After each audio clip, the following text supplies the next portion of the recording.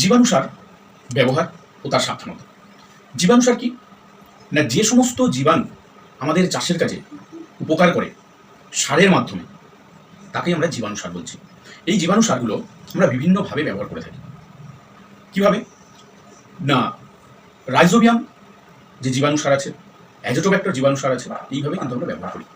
জীবাণু সার নির্দিষ্ট মাত্রায় বা নির্দিষ্ট সময়ে যদি ঠিকঠাক ব্যবহার না করা যায়, তাহলে কিন্তু জীবাণু সারের কার্যকারিতা অনেক কম হবে।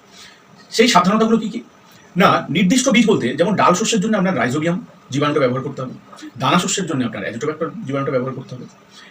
এছাড়া যখন জীবাণু সার ব্যবহার করছেন, জীবাণু সার কিন্তু দুটোভাবে ব্যবহার করে, একটা বীজের মাধ্যমে, একটি জৈব সারের মাধ্যমে সরাসরি জমিতে। বীজের মাধ্যমে যখন করছেন, বীজ শোধনের পরে জীবাণু সারটা ওই বীজের গায়ে ভালো করে লাগিয়ে বীজটাকে জীবাণুযুক্ত করা হলো।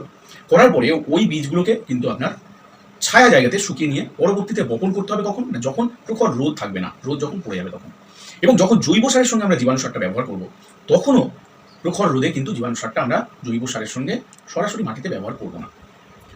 এছাড়া কি না, জীবাণু সার যখন আমি জৈবের মাধ্যমে, জৈবর সঙ্গে যখন আমি জমিতে সরাসরি দিচ্ছি, সেই সময় তার 1 সপ্তাহ আগে এবং পরে কোনো রকমের রাসায়নিক সার কিন্তু জমিতে প্রয়োগ করা যাবে না। তাহলে কিন্তু জৈব সারের কিন্তু জন্মাতে বা তাদের কার্যকারিতা কিন্তু ব্যাঘাত করবে। এই জন্যে সবসময় চেষ্টা করবেন, জৈব সারের সঙ্গে যখন জমিতে জীবাণু সার সরাসরি দিচ্ছেন, তার 1 সপ্তাহ আগে এবং পরে রাসায়নিক সার ব্যবহার করবেন না। তো এছাড়া আপনার যে জীবাণু সারটি নির্দিষ্ট ফসল আছে, সেটা কিন্তু অবশ্যই করবেন।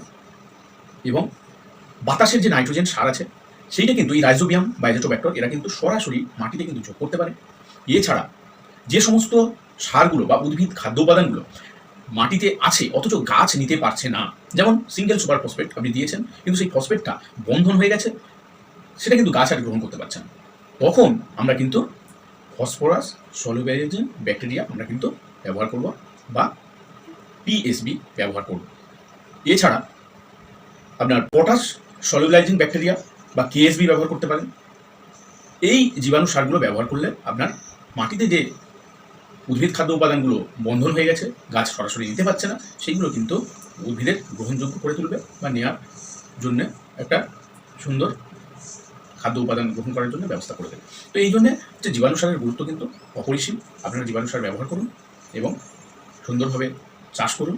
বাতাসের নাইট্রোজেনটা সরাসরি জমিতে নিয়ে আসুন এবং চাষের খরচ কমান। ধন্যবাদ।